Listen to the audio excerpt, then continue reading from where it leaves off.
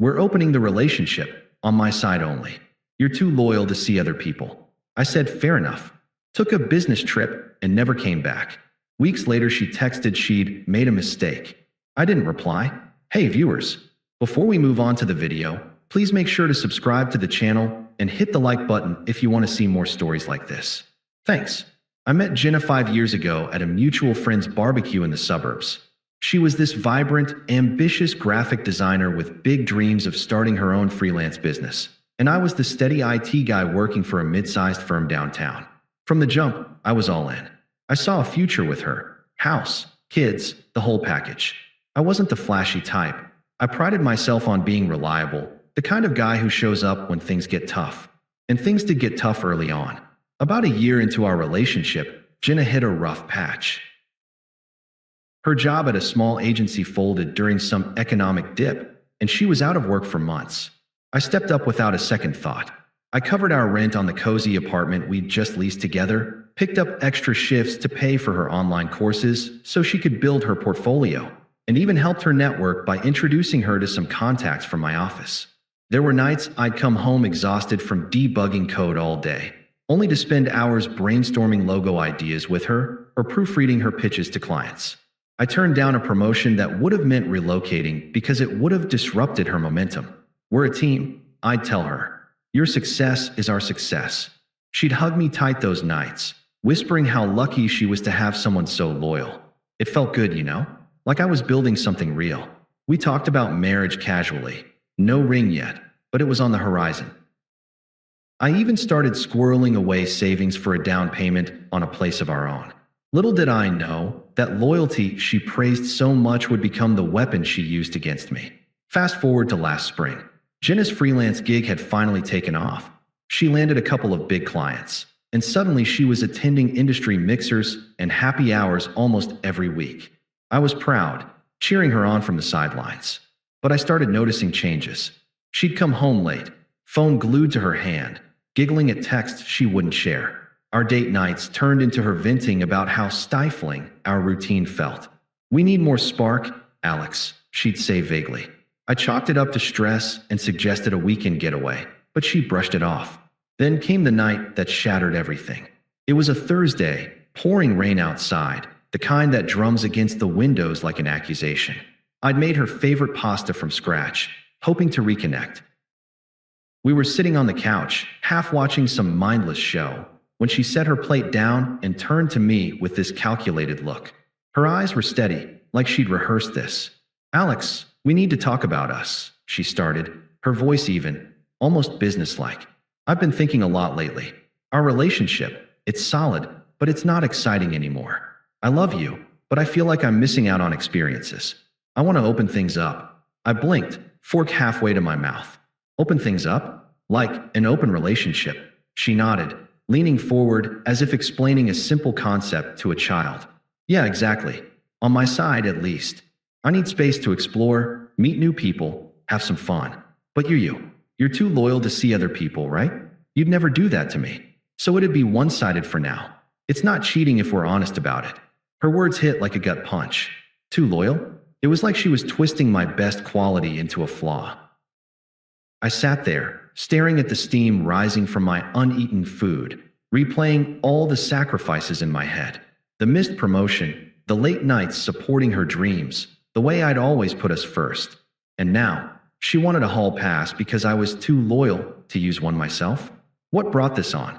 I managed to ask, keeping my voice steady even as my mind raced.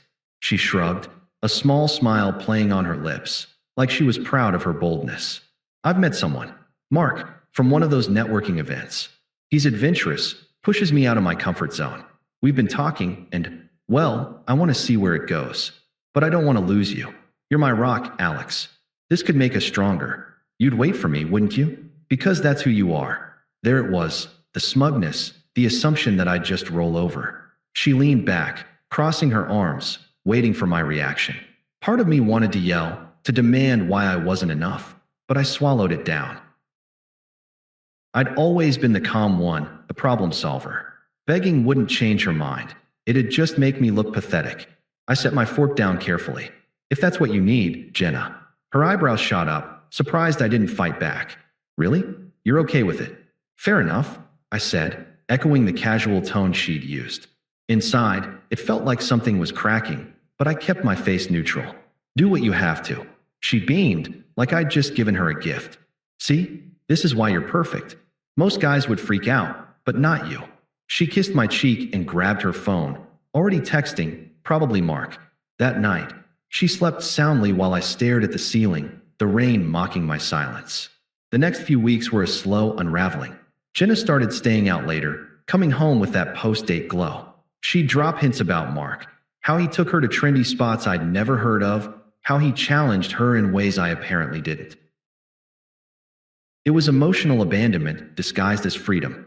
I'd nod, say sounds fun, and retreat to my home office, burying myself in work to numb the hurt. One evening, she came home buzzing with excitement. We were in the kitchen. I was washing dishes from a dinner I'd eaten alone. She hopped onto the counter, swinging her legs like a kid. Mark and I went to this amazing rooftop bar last night, she gushed. The view was insane. You should have seen it. Wait, but you hate heights, right? Anyway, we talked about everything. He gets my creative side, pushes me to take risks. Not like our safe little bubble here. I dried my hands, feeling the weight of her words. Safe bubble. She laughed lightly, but there was an edge to it. Come on, Alex. You're great, but let's be real. You're content with the 9 to 5 Netflix nights, saving for a mortgage. I need more than that right now. Opening things up was the best decision. Mark says it's modern, evolved. You're too traditional to get it, but you'll come around. Traditional? I echoed, the word tasting bitter. You mean loyal? Exactly, she said, hopping down and patting my arm condescendingly. That's your thing, and I love it, for stability. But for passion, Mark's got that covered. This way, I get the best of both worlds. You wouldn't want to hold me back, would you? Her logic was twisted, self-serving. She framed it like I was the problem for not wanting to share her, like my commitment was a cage. I could have argued, pointed out how I'd bent over backward for her, but what was the point? She was already gone, mentally at least. Instead, I nodded.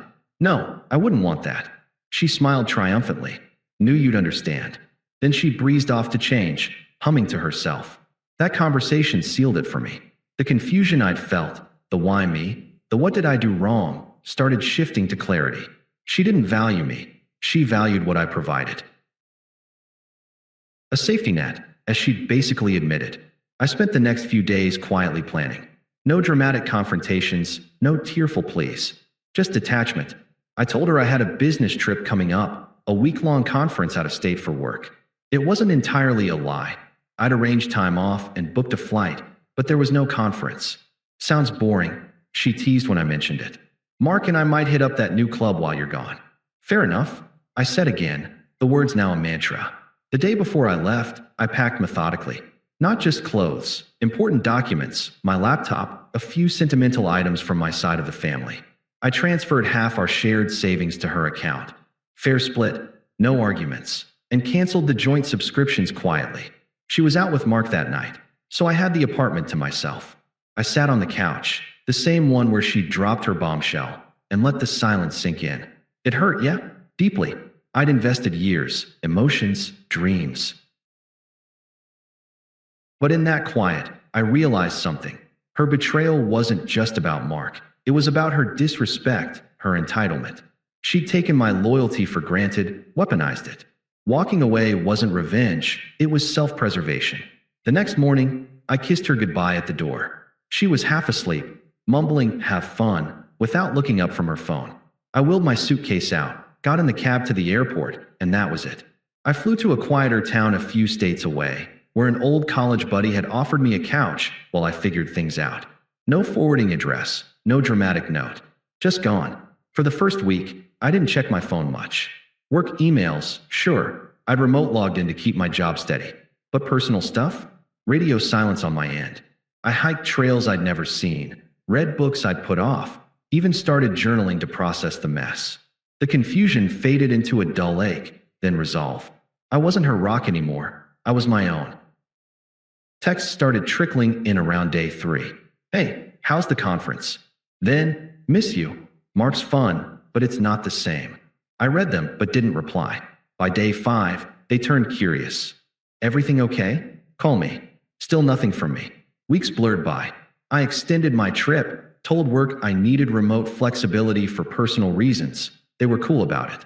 I found a short-term rental in that town, started exploring job transfers. The silence felt liberating. No more walking on eggshells. No more being the backup plan. That's when her messages escalated. But I'll get to that later. For now, just know, disappearing was the calmest power move I ever made. It was about a month after I left that the first cracks in Jenna's new life started showing. I didn't hear it from her directly at first. Mutual friends, the ones who'd stayed neutral, began dropping hints in group chats. I'd muted most notifications, but I caught enough to piece it together. Mark, her adventurous fling, wasn't the dreamboat she'd painted him as. Turns out, he had a temper and a wandering eye. A buddy from our old circle, Tom, messaged me privately. Dude, Jenna's a mess. Mark screamed at her in public at some bar last week. Then he bailed with another girl right in front of her. I didn't respond, but I felt a grim satisfaction. Not joy, just a sense that the universe was balancing things out. Jenna's social media, which I checked once out of curiosity before blocking her, started reflecting it too. Vague posts about learning who people really are replaced her usual glamorous selfies. Then came the big blow. Her biggest client dropped her. Apparently, she'd missed deadlines, distracted by the drama with Mark. Her freelance career, the one I'd helped build, was teetering. Friends who'd initially cheered her modern choices started distancing themselves when they heard how she'd framed me as the boring one holding her back. Truth has a way of slipping out. By week 6, she was unraveling. Tom mentioned she'd moved out of our old apartment, couldn't afford it alone after I'd stopped covering her half. She was crashing with her sister, Kara, in a cramped place across town. Mark had ghosted her completely, leaving her with nothing but regret and a bruised ego. I didn't gloat. I was too busy settling into my new routine, hiking coastal trails, and interviewing for a better job, but it felt like justice. She'd gambled on passion and lost the stability she'd mocked. The texts started getting frantic around the 2-month mark. I'd changed my number, but kept my old email for work, and that's where she found me. The first message was soft, almost nostalgic. Hey Alex, I've been thinking about us. I made a mistake. Can we talk? I miss our nights together. I read it over coffee, the ocean breeze drifting through my rental's window, and deleted it without a word. No anger, just indifference.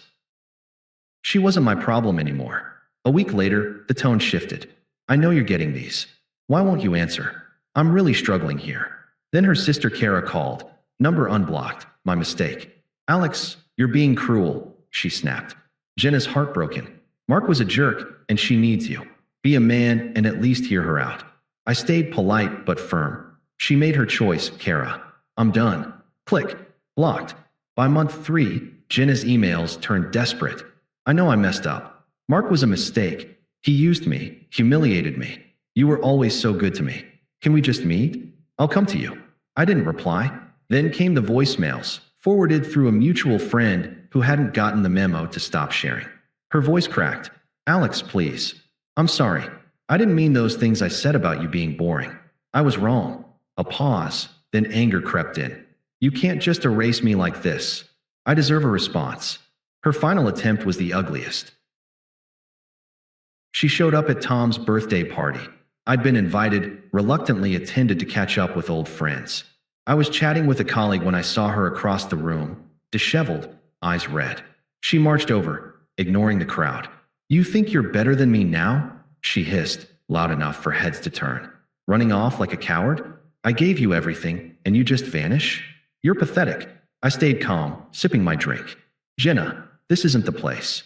Her face twisted, realizing I wasn't taking the bait. You'll regret this, she spat, storming out. Friends whispered, some shooting me sympathetic looks. Her true colors were on full display, entitled, Unhinged. I felt nothing but relief to see her go. The final encounter came unexpectedly, a few months later at the same friend's engagement party. I'd landed a senior role at a tech firm, moved into a sleek condo with a view, and started casually seeing someone new, Lila, a kind, grounded woman who valued me for me. I was happy, truly happy, for the first time in years. Jenna showed up, uninvited, looking like a shadow of her old self, thin, tense, clutching a cheap wine glass. She cornered me near the dessert table, her voice low but desperate. "Alex, I know I hurt you. I was stupid. Mark's gone, my career's a mess, and I see now you were the best thing I had. Can we start over? Please." I looked at her, feeling nothing. No anger, no pity, just distance. She was a stranger now, a memory I'd outgrown. "Jenna," I said evenly, "you made your choice.